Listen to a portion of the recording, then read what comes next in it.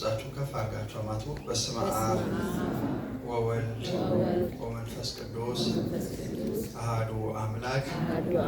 ክቡር አባታችን መላከ ሰላም ቆሞስ አባ ሰይፈ ገብርኤል የዚህ ደብር አስተዳዳሪ፣ ሊቀ ጠበብት መምህር ወልደ ገብርኤል የደብሩ መምህር፣ መጋቢ አእላፍ ቀሲስ ሱራፌል የደብሩ መምህር፣ እግዚአብሔር ሕዝቡን የሚያይባችሁ የሚጠብቅባችሁ አይንተ እግዚአብሔር አበው ካህናት፣ ስንዴውን ከእንክርዳዱ እንድትለዩ የተጠራችሁ ዲያቆናት፣ የእግዚአብሔርን መንግሥት ትወርሱ ዘንድ የምትተጉ ከመላእክቱ ጋር የምትዘምሩ አባቶችና እናቶች፣ ወንድሞችና እህቶች፣ ከምንም በላይ በጸጋ መንፈስ ቅዱስ እንድትበረቱ የተጠራችሁ ሕፃናቶች ሁላችሁም በወደደን ባፈቀረንና የቸርነቱን ስራ ሁሉ በሚሰራልን በልዑል አምላካችን እግዚአብሔር ፍጹም መንፈሳዊ ሰላምታ እንደናደራችሁ፣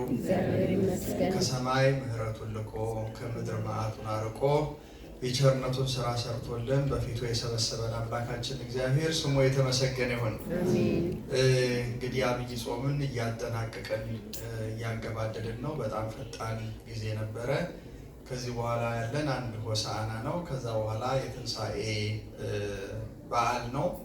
ዛሬ ሰባተኛው ሳምንት እሑድ ሆኖ ዕለቱ በምን ይታሰባል? በምን ይታሰባል?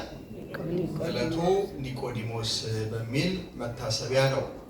እያንዳንዱ ሰንበት ላይ የእግዚአብሔርን ስራ እንድናደንቅ፣ ትምህርቱን እንድናውቅ፣ በእያንዳንዱ ታሪኮች ደግሞ እግዚአብሔር ስራ የሰራባቸው ትምህርት ያስተማረባቸው ስለሆኑ ከነዚያ ትምህርቶች ውስጥ ወደ ውስጣችን እያስገባን እኛም በብዙ ነገር ባለጠጎች እንድንሆን በመንፈስ እንድንበረታ ነው ሳምንታቱ በየስያሜ የተሰጣቸው።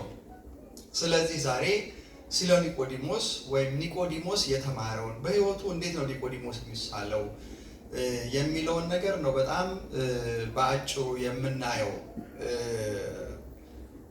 የምንማማርበት የትምህርታችን ርዕስ በሌሊት ወደ ኢየሱስ መጣ ይላል።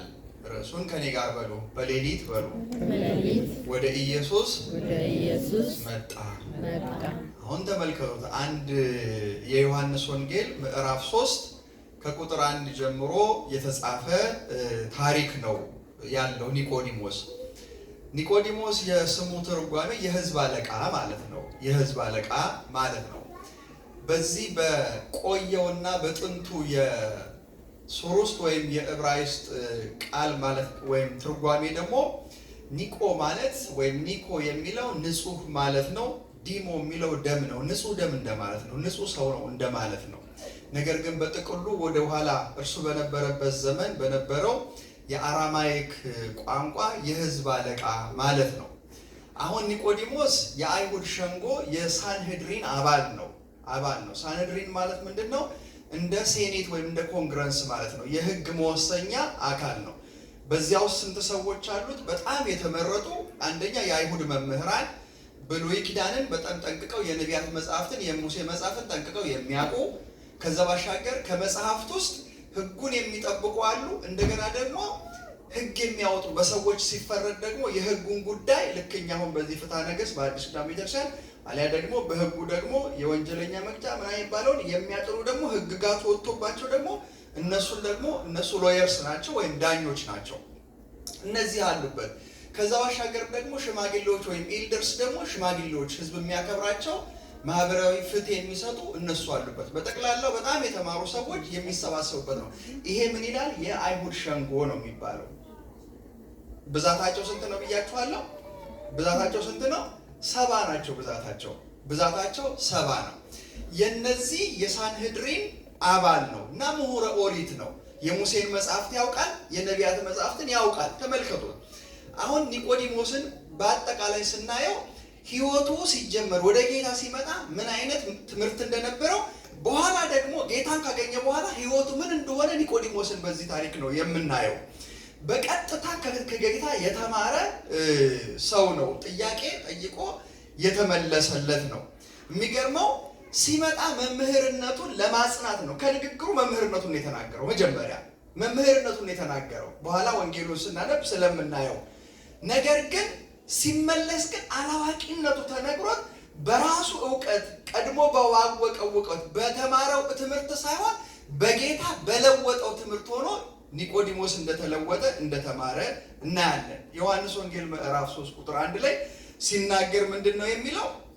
ወአሐሎ አሐዱ ብእሲ እምፈሪሳውያን ዘስሙ ኒቆዲሞስ መልአኩሙ ለአይሁድ ወውእቱ መጽሐ በእግዚእነ ኢየሱስ ቀዲሙ ሌሊተ። ከፈሪሳውያን ወገን ከማ ወገን ከፈሪሳ በጣም ብዙ የአይሁድ ወገን ስላለ ነው። ፈሪሳውያን አሉ፣ ሰዱቃውያን አሉ፣ ቀራጮች አሉ፣ እንደገና ኢሴያውያን አሉ፣ እንደገና ቀነናውያን አሉ። በጣም የሚደንቀው ነገር በማህበረሰብም በወቅቱ በነበሩ ሁኔታ እንደ ሃይማኖታቸው በጣም የተለያዩ ነበሩ። ጸሐፍትና ፈሪሳውያን ከሮማውያን ጋር ቤተ መቅደሱን ከሰጣችሁን የመንግስቱንና የህዝቡን ጉዳይ የራሳችሁ እኛ ቤተ መቅደሱን ተውልን ብለው አገዛዙን ለምን ሰጡት? ለሮማውያን ለጠላት ሰጥተው ተስማምተው ተሞዳምደው የሚኖሩ ሰዎች ነበሩ። ቀነናውያን ደግሞ በጣም ቀናተኞች ስለነበሩ እንደ መንግስት ለእናንተም አንገዛም፣ ግብርን መገበር አያስፈልግም ብለው ደግሞ እነዚህ ምን ይሆኑ ጫካ የገቡ ናቸው። ኤሴያውያን የሚባሉ ደግሞ ይሄ ጉዳይ ከሮም ባርነት የምንወጣው በጸሎት ነው ብቻ ብለው ቤተ መንግስቱም ቤተ ክህነቱንም ለቀው ደግሞ እነዚህ በብህትውና ይኖሩ ነበሩ። በብህትውና አይነበሩ። ለዛ ነው ዮሐንስ በኋላ ሲመጣ በጣም ይደነቁ የነበረው ከኤሴያውያን ወገን መጥቷል ብለው ያስቡ ስለነበረ ነው። ይህንን ያነሳሁት ከፈሪሳውያን ወገን። የፈሪሳውያን ደግሞ ከሰዱቃውያን ይለያሉ። በትንሣኤ ሙታን ትምህርታቸው ይለያሉ። በመላእክት ይለያሉ።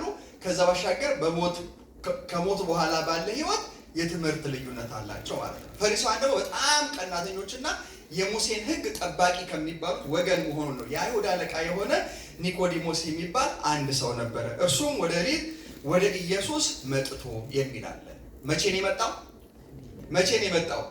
ሌሊት ነው የመጣው። አንደኛ ሌሊት የመጣበትን ምክንያት ሊቃውንቱ ሲያስተምሩ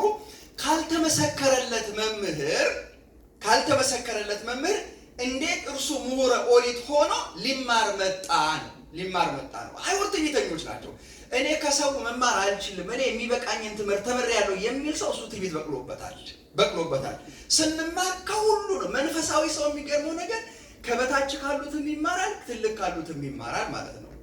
እኛ ደግሞ ብዙዎቻችን እንደው ትንሽ ነገር ነው ሲመስለን እውቀታችን ድርስ ይመስለናል። ያወቀን አሁን ቤተክርስቲያን ውስጥ ያለው ትልቁ ፈተና ከቄሱም ከምዕመኑም ከጳጳሱም ሁሉም አዋቂ ነው፣ ሲጠየቅ ግን የለበትም። አዋቂነት ስሜት በጣም ገዳይ ነው። ያወቅነው ነገር ምን ያህል ትክክለኛ እንደሆነ ምን ያህል በህይወት እንደኖርንበት ልናውቅ ያስፈልጋል ማለት ነው። ከዛ ባሻገር እንዳይነቅፉት አይሁድን ፈርቶ ይሄ መምህር ሆኖ ከኛ ጋር በሳንድሪን ተቀምጦ በአይሁድ ሸንጎ ተቀምጦ ባልተመሰከረለት መምህር። ምክንያቱም ጌታችን ኢየሱስ ክርስቶስ ከየትኛው የአይሁድ ትምህርት ቤት ተምሯል? ከማ ተምሯል? ከማንም አልተማረም። ማእምረ ኅቡዓት ነው። ስለዚህ መምህርነት ከሌለው መምህር እንዴት ሊማር ይችላል ብለው እንዳይተች ስለፈለገ ሌሊት መጣ። ሌሊት ብርሃን የሌለበት ጨለማ ነው። እንቅፋቱ የሚበዛበትን ጊዜ አልፎ መጣ። አያችሁ፣ ሌሊት የድንቁርና ምሳሌ ነው። ሌሊት አጋንንት የሚሰለጥኑበት፣ ሰዎች ሳይንቀሳቀሱ መርዛቸውን የሚረጩበት መሆኑ ማር ይስሐቅ በጣም በሰፊው ይናገራል። ለዚህ ነው አንተ መነኮስ ሆይ ሌሊቱን ለምን ትዘነጋለህ? ለምን ትተኛለህ? ጠላቶች ተነስተው መርዙን፣ አፈሩን ሁሉ ቅጠሉን ሁሉ በሰው ላይ የሚያረበርቡበት ነው። የተከፈተውን ነገር ውሃውን ሁሉ ምን ያደርጉበታል? መርዝን ያደርጉበታል። ይሄ ሁሉ በቅዱሳን ጸሎትና ሌሊት በሚጸለይ የቤተክርስቲያን ጸሎት ነው የሚጠፋ። ለዚህ ነው ሰው በሌሊት ተነስቶ ከስራው ከመንገዱ ሁሉ ስመ ሥላሴን የሚጠራው የሚያማትበው ጸሎት የሚያደርገው እንቅፋቱን ሊያስወግድ ማለት ነው። ሌላው ሌሊት የሥጋ ስራ የሚሰለጥንበትና ኃጢአትን የሚወከልበትም ሰዓት ነው። ይሄንን ትቶ ነው ወደ ብርሃን ክርስቶስ መምጣት። ይሄ ሁሉ አጋንንት በሰለጠኑበት ዓለም ውስጥ ክፋት በሰለጠነበት፣ ድንቁርና በሰለጠነበት አሁን ቆይ ዘመን ሰልጥኗል ወይስ ደንቁሯል? ዘመን ሰልጥኗል ወይስ ደንቁሯል? ሰው በጣም ተምሯል ወይስ መሀይም እየሆነ ሄደው? የሚገርመው ስናየው ዳታውን እኛ የምናየው ዓለም ዘምኗል፣ ቴክኖሎጂ ረቋል፣ ሰው በኤአይ የተተካበት ዘመን ነው፣ ነገ በሮቦት የሚተካበት ዘመን ነው። የሰው ግን ሰላም በዚያው ልክ እያደገን ሄደው። ሰው ተምሯል፣ መግባባት ግን አለው? ሰው ተምሯል፣ መግባባት የለውም። ሰው ዘመናዊ መሳሪያ ፈጥሯል፣ ነገር ግን እርሱ መዘመን አልቻለም። አያችሁ፣ ቴክኖሎጂው በጣም ልቋል፣ የሰው አይምሮ ግን በጣም በጥላቻ ተሞልቷል። ነገሮች ቀለዋል፣ ህይወት ግን ተወሳስቧል። መድኃኒት በዝቷል፣ ፈውስ ግን በዝቷል። መድኃኒት በዝቷል፣ ሐኪም በዝቷል። የሰው በሽታስ? የሰው በሽታ ደግሞ የዚህ ዘመኑ እንዲህ ክፉ ነው። ስለዚህ በሌሊት ያለው አሁንም የምንኖረው ሌሊት ዘመን እንደሆነ ወቁ። የአጋንንት ውጊያ በዝቷል። ትላንትና በስም የማናቃቸው ኃጢአቶች እንኳን አሁን የኃጢአት ሊስት ውስጥ ተገብተዋል። ትላንትና ኃጢአት የነበረ ነገር ዛሬ ምንድን ነው? ጽድቅ አይደል እንዴ? ጽድቅ። ትላንትና ሰው መሳደብ እንኳን ነውር ነው የምንልበት አገር ሰው መግደል ምን ሆነ? ለምደነው ቁጭ አይደል? ይሄ ሁሉ የምን ዘመን ነው? የሌሊት ዘመን ነው። ስለዚህ ይሄ ዘመን በምን ይሻገራል? በክርስቶስ እንሻገራለን። ሰው ይሄንን ሌሊት ዘመን፣ የጭንቀት ዘመን፣ የክፋት ዘመን፣ የምንሰማው ሁሉ ጆሮ ጭው የሚልበትን ዘመን ልናልፍ የምንችለው ወደ ክርስቶስ ስንመጣ ነው የሚል የኒቆዲሞስ ትምህርት ይነግረናል። ሌሊት ከመጣ በኋላ ወይ ቤሎ ረቢና አምር ከመምሃብ እግዚአብሔር መጻእከ ከመ ትኩን መምህር አለው።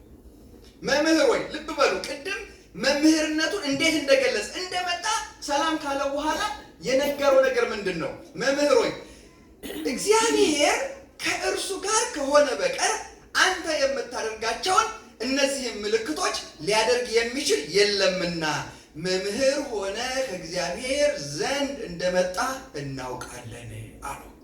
የኒቆዲሞስ ትምህርት በኦሪት መማሩ ክርስቶስን በሁለት ነገር ገለጸው። አንደኛው አንተ ከእግዚአብሔር ካልሆንክ በስተቀር ይሄንን ምልክት ሊያደርግ የሚችል የለም አለው። ኢየሱስ ክርስቶስ የመጣው ተአምር ለማድረግ ነው ብሎ ማሰብ።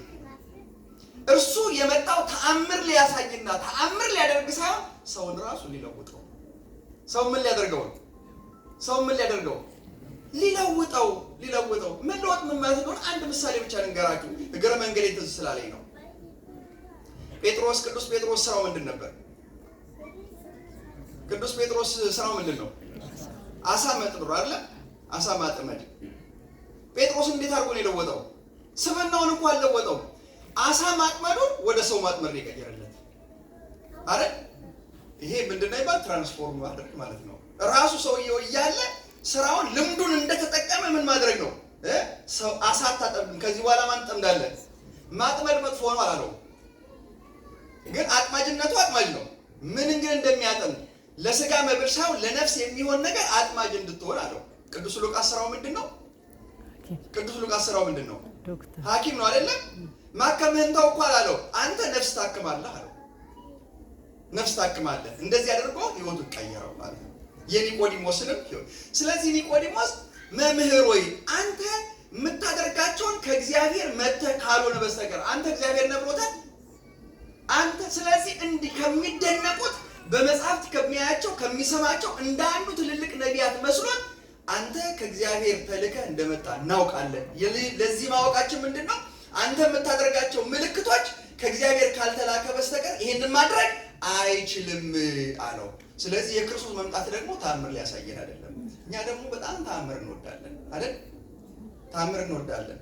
ተአምር ለሚያምን ነው ለማያምን ነው? መጽሐፍ ቅዱስ ላይ ተአምር የተሰጠው ላላመኑ ሰዎችና ለማያምኑ ሰዎች ነው፣ አይተው እንዲያምኑ። ምክንያቱም መንፈሳዊ እይታን መረዳት አቅም ስለሌላቸው ለማያምኑ ሰዎች ነው ምልክትን ያደረገላቸው። ላመኑ ሰዎች ምልክት አይደረግም። እኛ በዚህ ዘመን ወንጌል ተምረን የአዲስ ኪዳን መምህራን እያሉ የመንፈስ ቅዱስ ልጅነትን አግኝተን አሁንም ድረስ አይናችን ምን ይፈልጋል? አይናችን ምልክት ይፈልጋል። ለምን መሰላችሁ? ገና ልቦናችን በእምነት ማረፍ ስላልቻለ ነው። በእምነት ማረፍ ስላልቻለ ነው። ሁለተኛው ምን ሆነ? ምንድን ነው የሚለው? መምህር ሆነህ ከእግዚአብሔር ዘንድ እንደመጣ እናውቃለን። ሁለቱም ትክክለኛ ቃላት ይመስላሉ። ሁለቱም ትክክለኛ ቃላቶች አይደሉም። መምህር ሆነ ከማን ዘንድ እንደመጣ ጌታ አንድም ቦታ እኔ ላስተምራችሁ መጣሁ ይላል። የሚደንቀው ነገር ልሞት መጣሁ ግን ብሏል። ምን ብሏል? ልሞት መጣሁ። ነፍሱን ስለ እረኞቹ ሊሰጥ መጣው። ሁሉ ጊዜ ይናገር የነበረው ምንድነው? መንጎቹ ይመታሉ፣ እረኛው ምን ይደረጋል? እረኛው ይያዛል፣ ይሰቅሉታል። ስለ ቤተ መቅደስ ሲነሳ ይሄንን ቤተ መቅደስ ታፈርሱታላችሁ፣ በሶስተኛው ቀን ምን ይላል? ይነሳል። እነሱ ስለ ቤተ መቅደስ ስላቸው ነበረ፣ እርሱ ግን ስለ ስጋው ይናገራል ይላል። ስለ ስጋው። ስለዚህ መምህር ሆኖ አይደለም የመጣው፣ ሊያስተምር አይደለም። አላስተማረም ማለት አይደለም። ለምንድን ነው ጌታ ያስተማረው? ለምንድን ነው ጌታ ያስተማረው? ጌታ ያስተማረው እኮ በሰው ልጆች ውስጥ ሐሰተኛ ትምህርት ልባቸው ስላለ ሐሰተኛውን ትምህርት በምን ሊያወጣው ነው? በእውነተኛ ትምህርት ሊያወጣው ነው። ከኔ ጋር ናችሁ? ከኔ ጋር ናችሁ? አንድ ጥበብ ልንገራችሁ። ለምሳሌ እንዋሻለን አይደል? ሰው ውሸት እንዴት ነው በህይወቱ መቀነስ ወይም ማስወገድ የሚችለው? ከዛሬ ጀምሮ አልዋሽም ቢል ሰው ማዋሸት ያቆማል? ከዛሬ ጀምሮ እንዳልዋሽ እርዳኝ ቢል ማዋሸት ያቆማል? ያቆማል? ሰው አያቆም። በመሀል ላይ የሚቆም ውሸት የለም። የሚደንቀው ውሸት እንደሚቆም ታላችሁ። እውነት ብቻ በቃ ራሱ ይጠፋል። በግልባጭ ነው የሚሄደው። ኃጢአት ሁሉ በግልባጭ ነው የሚሄደው። የሚደንቀው ንፉግነት፣ መንገብገብ በምን እንደሚጠፋ ታውቃላችሁ? ጌታ ሆይ ንፉግነቴን አስወግድልኝ። ንፉግነትን አላስወግድልህም፣ አንተ አስወግድ። እኔ ግን እንዴት ንፉግነትን እንደሚወጣ እኔ ያስረዳለሁ ይለዋል። ስትሰጡ ማን ይሄዳል? ስትሰጡ ማን ይሄዳል? ንፉግነት በግልባጭ ሁሉ ጊዜ የሚሄደው በግልባጭ ነው። ኃጢአት ፊት ለፊት ተጋፍጣችሁ አስወግድልኝ በማለት አይሄድም። አያችሁ? ጽድቅን ስታወሩት፣ እውነትን ስታወሩ ሁሉ ጊዜ የሚደንቀው ነገር ትንንሽ የሚባሉ እውነቶችን እንዳታልፏቸው። ያላያችሁትን ከማውራት ያያችኋቸው ጥቂት ነገሮች አውሩ። እውነትን ለመልመድ አንድ ነገር ልንገራችሁ። መጀመሪያ ከሰዎች ጋር በተለያየ መልኩ ስታወሩ እድሜያችሁን ነገሯቸው። እድሜያቸውን በተለያየ አሁን እኮ እድሜ 49 ሆነ ምትሉት አሁን ሳትፈሩ ነው የምትናገሩት። ሰውነታችሁ ምን እየለመደ ይመጣል መሰላችሁ? እውነትን መጋፈጥ ይለምዳል። ትምህርቴን እንዳይቀየርብኝ ምን ለማለት ነው? መምህር ሆነ ከእግዚአብሔር እንደመጣ እናውቃለን ብሎ ኒቆዲሞስ ሲነግረው፣ ዮሐንስ አፈወርቅ ሲናገር ጌታ የመጣው ተአምራት ሊያደርግ ሳይሆን ነቢያትንና ሕግን ልፈጽም መጣሁ እንጂ ላስተምር መጣሁ ብሏል ጌታ አላለም። እኔ የመጣሁት ለምንድን ነው አለ? ሕግንና ነቢያትን ልፈጽም መጣሁ እንጂ ልሽር አይደለም። ግን ትምህርቱ የእውነት ትምህርት ነው። ይሄንን ከነገረው በኋላ ኒቆዲሞስ ምን እንደሚያስፈልገው ስለ እርሱ ስለተናገረው ከማብራሪያት ይልቅ ኒቆዲሞስን ምን አደረገው? ኒቆዲሞስን ካለበት አንድ ደረጃ ከፍ ሊያደርገው ስለፈለገ ምን አለ? ወይቤሎ አማን አማን እብለከ ዘኢተወልደ እማይ ዳግመ ዘኢተወልደ ዳግመ ኢይሬእያ ለመንግስተ እግዚአብሔር። ዳግም ያልተወለደ የእግዚአብሔርን መንግስት ሊያይ አይችልም የሚል ለኒቆዲሞስ ምን አደረገው? እርሱ በመጽሐፍ ሰምቶት የማያውቀው ተጽፎም የማያውቅ ስለ ሁለት ነገሮች ነገረው። ስለምን ነገረው? ስለ ስንት ነገር ነገረው? ሁለት ነገር ነገረው። ምን የሚል? ኢየሱስም መልሶ እውነት እልሃለሁ ሰው ዳግመኛ ካልተወለደ በቀር የእግዚአብሔርን መንግስት ሊያይ አይችልም። በየትኛውም የብሉይ ኪዳን መጽሐፍት ላይ ሁለተኛ ስለመወለድና ስለ መንግስተ ሰማያት የለም። መንግስተ እግዚአብሔር የሚል የብሉይ ኪዳን ትምህርት የለም። ስለ ሁለተኛ መወለድ የሚባል የብሉይ ኪዳን ትምህርት የለም። ስለዚህ ምን አደረገው? ሰምቶ የማያውቀውን ነገር ነገረው። ምን እያለው ነው? አሁን አንተ ስለኔ እግዚአብሔር በእኔ ውስጥ ተአምር እንደሚያደርግ መምህር ስለመሆኔ መመስከር አይደለም ያንተ ጉዳይ፣ እውቀቱ አለህ። ግን ምን አለ? አልተወለድክም፣ ገና ስጋ ነህ አለው። ስጋ ነህ፣ ልደት ያስፈልጋል። ከፍ ወደሚለው ደረጃ ምን አደረገው? ስለዚህ ሁል ጊዜ መንፈሳዊ ሰው ምን ያደርግ ስንማር መንፈሳዊታችን ከፍ እያለ 20 ዓመት ማስቀደስ ብቻ ጽድቅ አይደለም። አያችሁ? ወደ ምኑ መሄድ? ወደ ቁርባኑ መሄድ። ስንቱ ሰው ንስሐ አባት አለው። አንዳንድ ጊዜ ለጆሮአችን ስሜት ብቻ የምንሰማው የሚደንቀው ዕጣኑን ሸቶን ቅዳሴውን ተቀብለን ስንሄድ የጽድቅ ስሜት የጽድቅ ስሜቱ ሳይሆን የሚያስፈልገው ጽድቅ ነው ውስጣችን መግባት ያለበት። ጽድቁ ውስጣችን ይገባል እንጂ እንደው ዝም ብለን ክርስቲያን በሚመስለው የጽድቅ ስሜት ራሳችንን እንዳናቆየው ያስፈልጋል። ስለዚህ ዳግመኛ ካልተወለደ በቀር የእግዚአብሔርን መንግስት ሊያይ አይችልም አለው። ይሄንን ሲነግረው ወዲያው ኒቆዲሞስ ምን አለ? ኒቆዲሞስ ሰው ከሸመገለ በኋላ እንዴት ሊወለድ ይችላል? ሁለተኛ ወደ እናቱ ማህፀን ገብቶ ሊወለድ ይችላልን? አለ። የመወለዱን ምስጢር ሳይሆን የመወለጃውን መንገድ ጠየቀው። እንዴት አለ። ሁለተኛ ወደ እናቱ ማህፀን መግባት ይችላል ወይ? ደነቀው ይሄ ጥያቄ። የሚደንቀው ይሄ ጥያቄ ራሱ የተማረው መጽሐፍ ላይ አለ። ኦሪት ዘፍጥረት ላይ አለ። ሳራ ምንድን ያለችው? ሳራ ካረጀች በኋላ ትወልጃለች ስትባል ምን አለች? ወደ ጓዳ ገብታ ሳቀች። እንዴት ካረጀ በኋላ ልወልድ እችላለሁ? አያችሁ፣ ምንን አላወቀችም ማለት ነው። አዲስ ሰውነትን አታውቅም፣ መታደስን አታውቅም። ለእግዚአብሔር የሚሰራው ነገር የለም በሚል ምላሽ አገኘች። እሱ ግን ይሄንን ታሪክ ምን ያውቃል እንዴ? ዳግም ስለመወለድ እንዴት ወደ ማህፀን ገባለሁ ሲል ምንን ተመርሃል እያለው ነው። ሳራ ካረጀች በኋላ እንኳን እንደወለደች አታውቅም ብሎ እኮ እየነገረው ነው ማለት ነው። ስለዚህ እንዴት ሰው ሁለተኛ ወደ ማህፀን ሊገባ ይችላል? መልሱ አልገባው ቢል ጥያቄው ምን አደረገ? ወደ ታችም ወደ ማህፀን ጥያቄ ወሰደው ማለት ነው። ምክንያቱም ፍጥረታዊ ሰው ሁል ጊዜ ነገሮችን ለመመርመር ሞኝነት ነውና አይቀበለውም። ለስጋዊ ሰው የሚገርመው ነው። ለስጋዊ ሰው ማስቀደስ፣ መጸለይ፣ ስለ እግዚአብሔር ማንበብ፣ መማር እነዚህ ሁሉ ለነሱ ነው ከንቱ ሞኝነት ነው። በመንፈስ የሚመረመር ስለሆነ ሊያውቀው አይችልም ይላል ቅዱስ ጳውሎስ በአንደኛ ቆሮንቶስ ምዕራፍ 2 ቁጥር 10 ላይ። ስለዚህ ሁለት ነገር ከበደው፣ ዳግመኛ መወለድና የእግዚአብሔር መንግስት። ኢየሱስም መለሰ እንዲህ ሲል እውነት እውነት እልሃለሁ ሰው ከውሃና ከመንፈስ ካልተወለደ በቀር ወደ እግዚአብሔር መንግስት ሊገባ አይችልም ብሎ አሁን ምን አለ? የመወለጃውን ደግሞ ምን ነገረው? መንገድ ነገረው። ከምንድን ነው የሚወለደው? መጀመሪያ ያለው ስለ ውሃና ስለ መንፈስ አልነገረው። ሰው ዳግመኛ ካልተወለደ በቀር ወደ እግዚአብሔር መንግስት ሊገባ አይችልም አለው። እሱ ምን ጠየቀ? እንዴት ወደ ሰው ወደ እናቱ ማህፀን ይገባል ሲል ምን አለ? አይደለም፣ ወደ ማህፀን አይደለም። ሰው ሁለተኛ የሚወለድበት መንገድ ውሃና መንፈስ ነው። ምንድን ነው አለው? ውሃና መንፈስ። ኦሪት ዘፍጥረት እኮ የተጻፈ እኮ ነው የሚነግረው እኮ። ምክንያቱም መምህር ነው።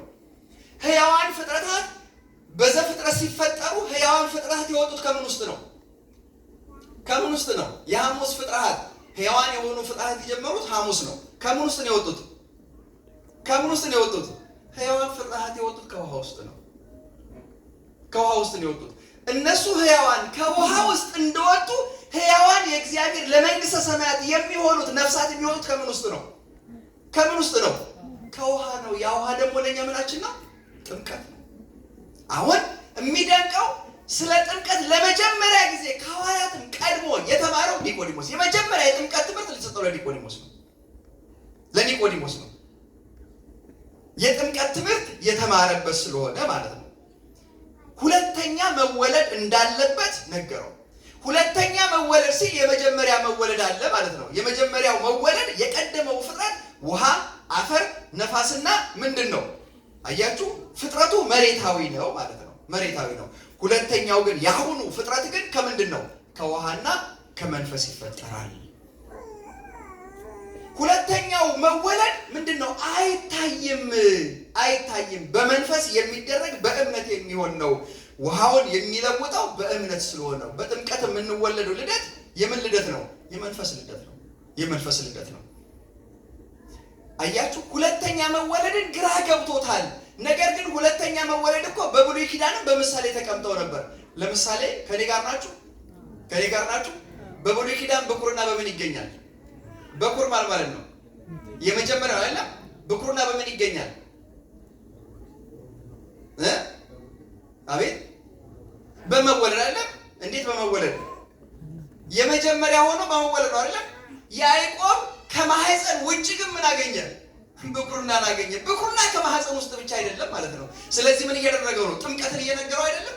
ከማህፀን ውጭ ብኩርና ካለ አንተ ከማህፀን ውጭ አስበህ አዲስ ልደት አለ ብሎ ነገረው ማለት ነው። ንዕማንን አላሰብክም ወይ አለው። እንዲህ እኮ ነው እየነገረ ያለው። ንዕማን በለምጽ ተመታ። ነቢዩ ኤልሳ ነገረው፣ ሂድና በዮርዳኖስ 7 ጊዜ ብቅ ጥልቅ እያልክ ተጠመቅ አለው። ከዛ በኋላ ምን ሆነ? የእግዚአብሔር ሰው እንደተናገረው በዮርዳኖስ 7 ጊዜ ብቅ ጥልቅ አለ። ስጋውም እንደገና እንደ ትንሽ ብላቴና ስጋ ሆኖ ተመለሰ፣ ንጹሕ ሆነ። እንደምን ሆነ? ስጋው እንደምን ሆነ? በትክክል እኮ የነገረን ንጹሕ ሆነ አይደለም ያለው። እንደ ትንሽ ብላቴና ስጋ ሆኖ ተመለሰ፣ ንጹሕም ሆነ።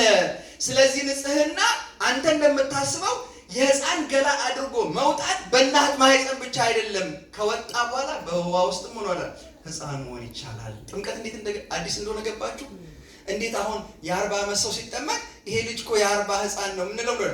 ጥምቀቱ ምን ያደርገዋል? ያንን ገላውን ሳይቀር እንኳን ይቀይረዋል። መንፈሳዊ አካሉን እንኳን ይቀይረዋል። መንፈሳዊ አካሉን ይቀይረዋል። ኢየሱስም መለሰ እንዲህ ሲል፣ እውነት እልሃለሁ ሰው ከውሃና ከመንፈስ ካልተወለደ በስተቀር ወደ እግዚአብሔር መንግሥት ሊገባ አይችልም። ከስጋ የተወለደ ስጋ ነው አለና 3ኛ ጊዜ ደግሞ ከፍ አደረገው። ከስጋ የተወለደ ስጋ ነው። ከመንፈስ ግን የተወለደ ምንድን ነው አለው? ከመንፈስ የተወለደ መንፈስ ነው። የመጀመሪያው ነገር ይሄ በጂኖሎጂ የምናጠናው ወይም በዘር ሐረግ የምናመጣው ከእናት አባት መወለድ የምንድን ነው? የምን ትውልድ? የምን መወለድ ነው? የስጋ መወለድ ነው። አንደኛ ይቆጠርለታል። ካውንተብል ጄኔሬሽን የሚቆጠር ትውልድ ነው ያለው። ከዛ ባሻገር ሁል ጊዜ ከኋላ ያለው የሚወልደው እየሞተ ይመጣል አይደለም? የሚያልቅ ጄኔሬሽን ነው ወይም ትውልድ ነው። ሁለተኛ የሚወለደው ደግሞ ምንድን ነው? ከመንፈስ የሚወለድ ነው። ሲወለድም አይታይም። አኗኗሩም እንደ ነፋስና እንደ መንፈስ ነው አለው። ሁለተኛ ተመልከቱ፣ ሰው ብዙ ትምህርት ይማራል። ሁላችንም እንማራለን። ተምረን ነው እዚህ የደረስነው። የትኛውም ሰው ዲግሪ ቢማር፣ ማስተርስ ቢማር፣ ፒኤችዲ ቢማር፣ ፖስት ዶክተራል ቢያጠና ሁሉ እነዚህ ስጋዊ እውቀቶች ምንድን ናቸው? ሁል ጊዜ የስጋ ትምህርት ስጋ ነው። መንፈሳዊ ትምህርት አለው ከመንፈስ መወለድን፣ በመንፈሳዊ ማደግን፣ መማርን፣ መለወጥን፣ ራስን መለወጥን ምን አደረገው? ከመንፈስ መወለድ። አያችሁ፣ መወለድ መንፈሳዊ ዓለም ውስጥ ስንገባ። አሁን አንድ ጥያቄ ልስጣችሁ ወይም ልጠይቃችሁ። ወደ ዓለም የገባ ነው በምን በኩል ነው? ይችን ዓለም እንዴት አወቅናት? 7 አህጉራት አሉ። አንታርክቲካ አለ፣ ፓሲፊክ አለ፣ ሰማይ አለ፣ ምድር አለ። በምን በር መተን በምን ወተን ነው ይህን ዓለም ያወቅነው? ሰው ወደ ዓለም የሚመጣው በየትኛው በር ነው? እንዴት ገባን? እንዴት ወተን እዚህ ዓለም ተገኘን? ሰው ወደ ዓለም የሚገባው በማህፀን የሚወጣው በሩ ማህፀን ነው። አያችሁ። ስለዚህ የዮርዳኖስ ማህፀን ደግሞ ወደ መንፈሳዊው ዓለም የምትከተል በር ናት። ያቺ ጥምቀት ናት፣ የዮርዳኖስ ጥምቀት። አያችሁ፣ የዮርዳኖስ ጥምቀት መንፈሳዊ አይናችንን ትገልጣለች። ለጽንስ መፈጠሪያው ማህፀን ነው። ውሃ ደግሞ ለአማኞች ምናቸው ነው? ለአማኞች መፈጠሪያቸው ነው። ስለዚህ ማንም በክርስቶስ ቢሆን አዲስ ፍጥረት ነው። አሮጌው ነገር አልፏል፣ ሁሉም ነገር አዲስ ሆኗል። አያችሁ። ስለዚህ ኒቆዲሞስን ምን አደረገው? ከዚያ ከስጋዊ ሰውነት አምጥቶ ወደ መንፈሳዊ ዓለም እያሻገረው፣ አሁን ከእግዚአብሔር መወለድ አለብህ አለው። አሁን ተመልከቱት፣ ሰው የእግዚአብሔርን መንግስት ሊወርስ የሚችለው ከምን ሲወለድ ነው አለው? ከውሃና ከመንፈስ ነው አይደለም? አሁን የእግዚአብሔር መንግስት ምንድን ነው? የእግዚአብሔር መንግስት ምንድን ነው? ምን እያለው ነው? ሰው ወደ እግዚአብሔር መንግስት ሊገባ የሚችለው ከውሃና ከመንፈስ ከተወለደ ነው አለው። ያ የእግዚአብሔር መንግስት ምንድን ነው? ያ የእግዚአብሔር መንግስት ምንድን ነው? ምን እያለው እንዳሉት አላችሁ? ራሱ የእግዚአብሔር መንግስት እኮ ክርስቶስ ነው። ወደ እኔ ልትገባ የምትችለው ስለ እኔ እውቀት የሚኖርህ መጀመሪያ ምንድን ነው? በእምነት አይን በጥምቀት ነው የምትመጣው። እኛ ከሞት በኋላ የምንወርሰው ምንን ነው? የምንወርሰው ምንድን ነው? መንግስት ሰማያት አይደለም? መንግስት ሰማያት እኮ ቦታ አይደለም። መንግስት ሰማያት ቦታ አይደለም። መንግስት ሰማያት ሁኔታ ነው። በልባችን ያለው ያ የሚገርመው ከሞት በኋላ መጨረሻ ላይ የምንገባበት ራስ ውስጥ ነው የምንገባው፣ ቦታ አይደለም የምንገባው። በጣም የሚያምር ይሄ እንትን አንድ ነገሩን ተከላለበት ምናምን እንዳሉት ቦታ አይገነት ምናምን እሱ አይደለም፣ እሱ እዛ ያለ እነሱ ነው። እኛ ግን የምንገባው ራስ ውስጥ ነው፣ ራሱ መንግስት ሰማያት ስለሆነ ማለት ነው። ክርስቶስ ሰው ይኸውላችሁ፣ እግዚአብሔርን ለማወቅ እግዚአብሔር ያስፈልጋል። ክርስቶስን ለማወቅ ማን ያስፈልጋል? እኛ ስንማር ልባችን የሚነካው ስለተጠመቅን ነው። የማይጠመቅ ሰው ስለ ሥላሴ ማወቅ አይችልም። ሳዊሮስ እስሙና የሚነግረን ይሄን ነው። መጀመሪያ የተጠመቅነው ማንን ለማወቅ ነው? አባትን ለማወቅ ነው። መወለድ ነው እናት እንድናውቅ ያደረገን። ሳትወልድ እናታችን እናውቃለን እንዴ? አናቅም። ከተወለድን በኋላ ግን እናትን መለየት እንችላለን፣ አባትን መለየት እንችላለን። ያልተጠመቀ ሰው አባቱን አይለይም። ያልተጠመቀ ሰው እናቱን አያውቅም። ያልተጠመቀ ሰው ድህነትን አያውቅም። ያልተጠመቀ ሰው ርኅራኄ አያውቅም። በጣም ጨካኝ ነው። እግረ መንገዴን ያላመኑ ሰዎች፣ ያልተጠመቁ ሰዎች እንዳታገቡ እህቶቼ፣ የሚለቀው በጣም ክፉ ልጆች ናቸው ሊሆኑ። ምክንያቱም አጋንንት ከተቆራኛቸው ያልተጠመቀ ሰው አጋንንት ይቆራኘዋል። ካልተጠመቀ ሰው አትቆራኙ። ክፉ ልጆች ናቸው ሊሆኑት። ካደረግን ደግሞ ንስሐ ገብተን እኛም በስርዓት መኖር አለብን። እነዛን ሰዎች ትዳር እስከመሰረትን ልጆች እስካስገኘን ድረስ እነዛን ሰዎች ልናሸንፋቸው ይገባል። ካልሆነ አጋንንት በምን በኩል ይመጣብናል? በሌላ መልኩ እየመጣ ሰውነታችንና ህይወታችንን ውስብስብ ነው የሚያደርግብን። ስለዚህ መንፈሳውያን የሚወለዱት ውልደት ያስፈልጋል። ከእነርሱም ከእግዚአብሔር ተወለዱ እንጂ ከስጋና ደም ፈቃድ ወይም ከወንድ ፈቃድ አልተወለዱም ይላል። ተመልከቱ፣ ከስጋ መወለድ የሚቆጠር ነው አይደለም? እከሌን ቢወልድ ብለን። ነገር ግን ከእግዚአብሔር መወለድ ግን ከስጋና ከደም አይደለም። በተለያየ ሀገር ነው ያደግነው። የተለያየ ቤተሰብ ነው ያለን። የተለያየ ስም ነው ያለን። የተለያየ መልክ ነው ያለን። ምንም በስጋ የሚያገናኘን ነገር የለም። የተወለድነው ግን ከአንዲት ማህፀን በመሆኑ በቤተክርስቲያን ውስጥ ምንድነን? እኛና እናንተ ምንድነን? ወንድማ የአንድ እናት የቤተ ክርስቲያን፣ የአንድ እናት የጥምቀት፣ የአንድ አባት የክርስቶስ ልጆች ነን። ተመልከቱ። ስለዚህ ከማን ይልቅ ይሄ ዝምድናችን ይበልጣል? ከማን ይበልጣል? ወንድሜ ብለን አገር ቤት ከምንቆጥረው እናቴ ብለን እኔ ለእናንተ በስጋ ከሚወለደኝ ሰው ይልቅ እኔና ለእናንተ ወንድሞች ናቸው። እናንተ ለእኔ ወንድም ናቸው። ግን እንደዛ ነው ወይ የምንተያየው? እንደዛ ነው የምንተያየው? አንድ ነገር ትምህርቴን ካላስረዘምኩ ልንገራችሁ። ጸልዩ በእንተ ሰላም ቤተ ክርስቲያን። ቅዳሴ ላይ ዲያቆን ያዘማል አይደለም? ከዛ በኋላ ተአምሁ በበይናቲክሙ በአምሃ ቅድሳት ተአምሁ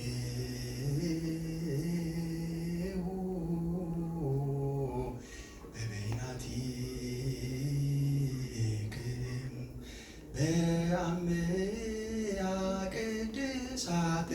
ቅድስት በሆነች ሰላምታ ምን ተባባሉ? እጅ ተነሳሱ ወይም ሰላምታ ተለዋወጡ። ምን በሆነች ሰላምታ? እንደምን how are you today how did you feel ከምትለዋ ሰላምታ ለየት ያለችው። እንደ ይሁዳ ሳይሆን ክርስቶስን ለመሳም አሳልፎ የሰጠ ሰላምታ ያይደለ። እንደ ቃየል እና እንደ አቤል ያለ እንደ ቃየል ያልሆነ ሰላምታ ምን ይሆነች? በአምሃ ቅድሳት ከናፍረ ጉሁሉት የሌለባት፣ ሽንገላ የሌለባት፣ ከሌሎቹ ሰላምታዎች ሁሉ ከእንደምናደርግ ከእንደምንወርድ እወድሃለሁ ከወድሻለሁ የተለየች ሰላምታ። ከዛ በኋላ ምን እናደርጋለን? እናጎነብሳለን አይደለም? ምን እያለው ታውቃላችሁ? አሁን እኛ የአቅጣጫ ማጎደድ እኮ አይደለም። በምስራቅ ብንሄድ እስከ ጽንፍ ድረስ ክርስቲያኖች ያስቀድሳሉ። በዚህ ያሉ ክርስቲያኖች ማለት ነው። ስለዚህ አንዲት ቤተ ክርስቲያን ግሎቡ ዓለሙ ራሱ ለክርስቲያኖች ምንድን ነው? በጥምቀት አንድ የሆኑ ህንድ አለ፣ ትግራይ አለ፣ ግብፅ አለ፣ አርመን አለ፣ ሶሪያ አለ፣ ህንድ አለ። እነዚህ ሁሉ ምን ያደርጉ ናቸው? ልክ እኛ እሑድን ስናስቀድስ ምን ያደርጋሉ? በጋራ የምንቀድሰው አንድ ቅዳሴ አይደለም? አርመን ቤተ ክርስቲያን የተቀደሰው ቅዳሴ እዚህ ያለው ቅዳሴ ምንድን ነው? አንድ ነው። በቋንቋ አንገናኝም። የዘር ሐረጋችን ይገናኛል? አይገናኝም። መልካችን ይገናኛል? አይገናኝም።